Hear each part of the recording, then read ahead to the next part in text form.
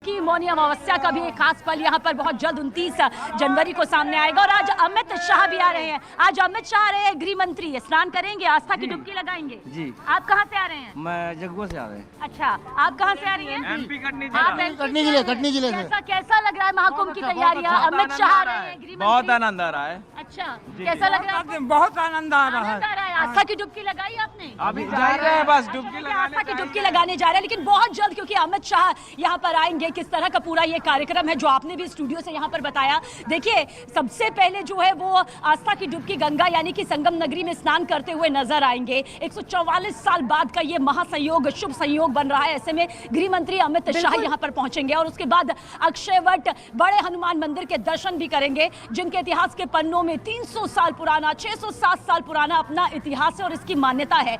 बड़े हनुमान मंदिर, जिसे लेटे हुए हनुमान मंदिर कहते हैं, बांध वाले हनुमान कहते हैं, किले वाले हनुमान कहते हैं, इन नामों से प्रचलित है। यानी कि लेटी हुई प्रतिमा है। दर्शन करते हुए यहाँ पर अमित शाह नजर आएंगे और उसके बाद साधु संतों के साथ वो सबसे बड़ी मुलाकात होगी जो सनातन धर्म की प्रगाढ़ता को लेकर, प्रतीक को लेकर, आध्यात्म को लेकर, और एक बड़ी संसद यानी कि वो धर्म संसद जिस पर महाकुंभ पर सबसे ज्यादा निगाहें टिकी हुई है, क्योंकि सनातन धर्म को लेकर क्या मजबूत रणनीति यहाँ पर उन बड़े बड़े पूजनीय महात्मा संत महात्माओं के जरिए बनती है, उसे लेकर खुद अमित शाह बहुत ज्यादा उत्साहित है और ये वो सोशल प्लेटफॉर्म पर कह भी चुके हैं। बिल्कुल सबीना, देखिए जिस तरीके से आप तस्वीरें भी हमें दिखा रही हैं, क्योंकि शंकराचार्य और संतों से भी आज जो है अमित शाह मुलाकात करने जा रहे हैं, लेकिन आज धर्म संसद का भी यहाँ पर आयोजन किया जा रहा है। क्या मुख्य मकसद इस धर्म संसद का नजर आ रहा है? और उस वक्त जब गृह मंत्री अमित शाह प्रयागराज पहुंचे हुए हैं, आस्था की डुबकी आज लगाएंगे।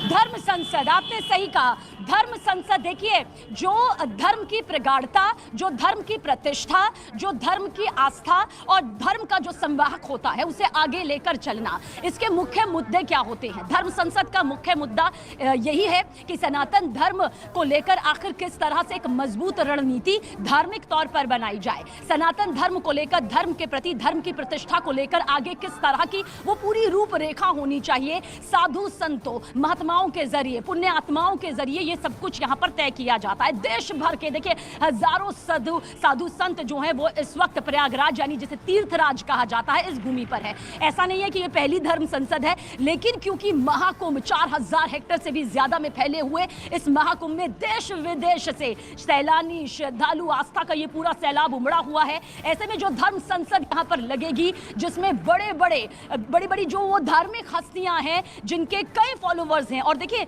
ये समर्थकों की जो फहरिस्त उनके साथ भी होती है, वो भी उसी आस्था से जुड़ी होती है। ऐसे में अमित शाह खुद ये कह रहे हैं कि वो काफी उत्साहित है उनसे मुलाकात को लेकर, और जो साधु संतों की अपनी एक बड़ी रणनीति इस धर्म संसद के जरिए आज सबसे बड़ी तस्वीर के जरिए नजर आएगी।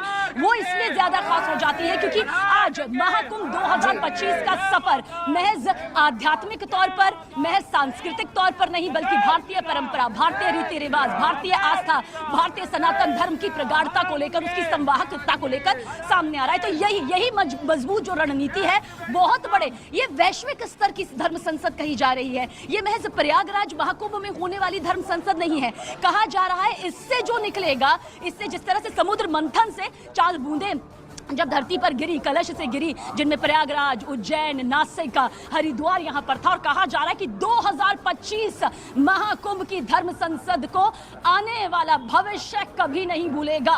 वर्तमान में जो सनातन धर्म की प्रगाढ़ता को लेकर, सनातन धर्म की प्रगति को लेकर, सनातन धर्म की प्रतिष्ठा को लेकर जो रणनीति बनेगी, जो रूपरेखा बनेगी, उसे पूरा विश्व देखेगा।